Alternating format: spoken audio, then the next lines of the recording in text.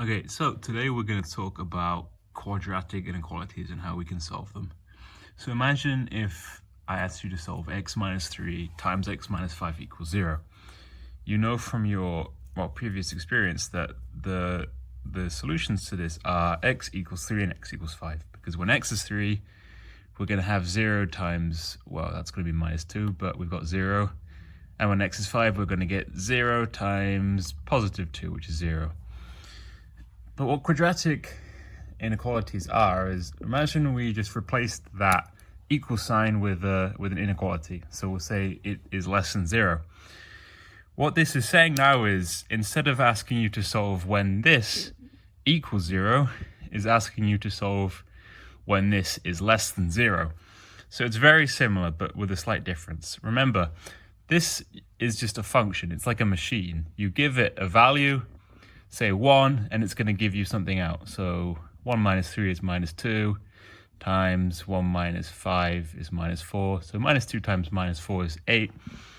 So when x is 1, it's greater than 0. So it's not going to be that. And what this is asking you is, what values of x can you give this which will return a value which is less than 0? And so what we're going to do in these cases to help us visualize it is we're going to draw a graph. So this is the graph of x minus 5, x minus 3. So we know that x is 0 when, y is 0 when x is 3 and x is 5. So they're going to be 0 here. And we know from the shape of a quadratic that it's going to look like a smiley face. And we know that it's going to be a smiley face and not a frowny face because the value of x squared is going to be positive. So it's going to look something like this. And we know that it's going to be negative in some values because there's only 2 solutions to this function, this whatever it's called. And we know that there's only 2 solutions because, well, we found them. So we know that between 3 and 5, the values of y are going to be less than 0. So going back to what we're being asked to find is, we're finding the values that are less than 0. So clearly they're going to be these ones here, these guys right here. So the answer to this, using our graph and our knowledge of the solutions, we're going to say that this inequality up top is true when x is between 3 and, sorry, the pen's running out, but when x is between 3 and 5. And if there was a less than or equal sign here, if we had a little or equal to sign here, then we would add it here. Okay, our next example is x squared plus x is greater than 30. So we can see that for this one we're going to want to rearrange, so we have something is greater than or less than 0. So we're going to take away 30 from both sides. So we're going to get x squared plus x minus 30 is greater than 0. Okay, and then we can factorize this. It's looking like we're going to have a 5 and a 6 because we've got 30 here and we've got only 1x here. So we're going to want 6 to be plus and then 5 to be minus, because this way we've got plus 6x minus 5x is 1x, and then 6 times minus 5 is minus 30. So that is greater, it's greater than 0. And again, we're going to want to draw a little graph to help us visualize this. So our key values are, well, this is going to be 0 when x is minus 6. So we're going to want minus 6 here, remember, because then we're going to have, when we substitute minus 6 in, we'll have this equaling 0, and it doesn't matter what this is then. And similarly, we want x equals 5, because then this is 0, and we don't care what that is. So down here, our critical values are x is minus 6 and x is 5. So we're saying that since we got a positive x squared, it's going to be a smiley face and not a frowny face. So the graph is going to look something like this.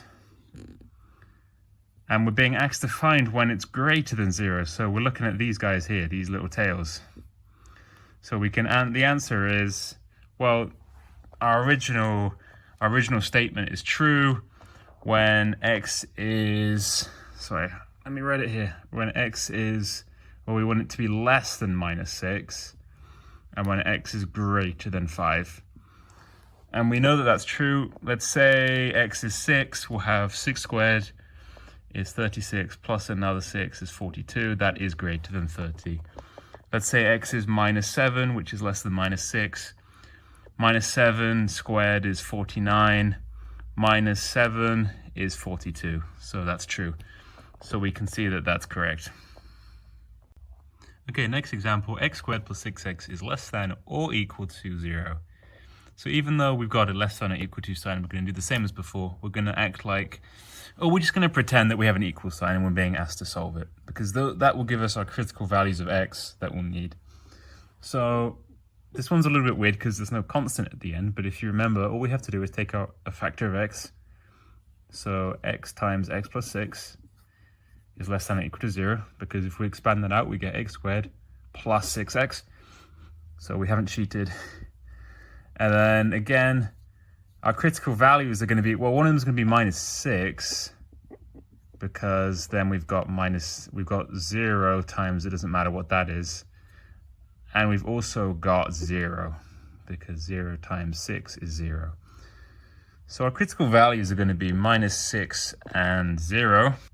So drawing our graph to help us visualize, we've got it hitting at 0, and we've got it hitting at minus 6.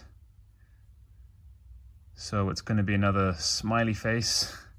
Not very neat, but you get the idea. So we're being asked to find when these values are less than or equal to 0. So what we want is this little bit here, when these values are negative. So the answer is, where am I going to write it? I'll write it over here.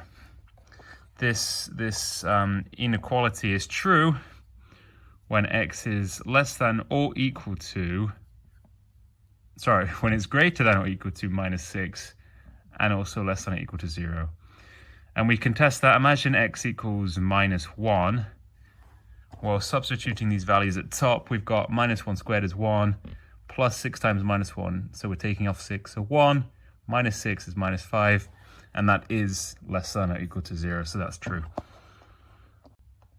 Okay, next example, minus x squared minus 2x plus 8 is less than 0. So this one's different because we've got a negative 1 as the coefficient. So what I would recommend to do is just taking out a factor of minus 1. So we can do that simply by putting a minus at the front of the brackets. And this is the same if it was minus 2 or minus 3. We're just dividing everything by minus 1. And we don't have to flip the inequality because we're not dividing it by both sides. We're just taking out a factor. Just like if we take out a factor of 2 or 3, we're just moving it outside the bracket. So if you want, you can imagine there's a 1 there. So we've got x squared plus 2x minus 8. And we can check that that's right, because if we expanded this bracket, we would get minus 1 times x squared is minus x squared, minus 1 times 2x is minus 2x, minus 1 times minus 8 is 8. So we haven't done anything. We're just making it a bit easier. So we want to factorize this. So we've got minus 8 and a 2. So it's gonna seem like we want 4 and 2. And we've got plus 2x. So we're gonna want a plus 4 because we want it to be the bigger of the 2. And then we'll have x minus 2 is less than 0. And expanding that out, we'd get x squared plus 4x minus 2x, so giving us plus 2x, and then plus 4 times minus 2 is minus 8. So we've done that right.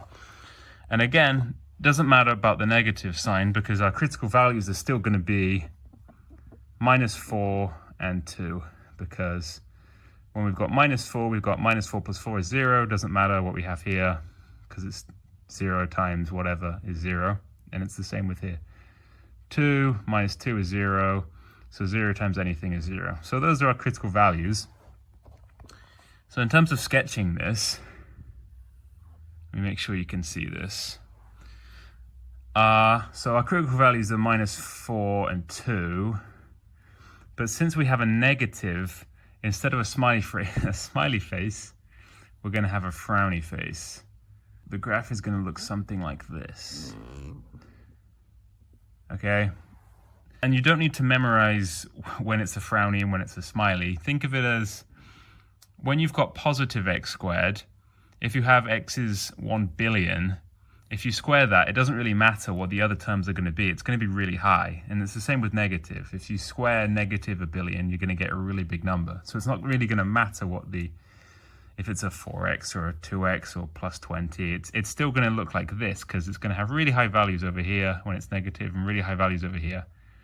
And it's the exact opposite when you've got negatives. You're going to have really low values when x is really big or really small, and then they're going to come up and then go down. Okay, so that's why we've got a little frowny face here, because we've got a negative. And so what we're being asked to find is when it's less than 0. And so less than 0 are these guys here. So we know that these guys are going to be less than 0 when, well, we want x to be less than -4, or we want x to be greater than 2.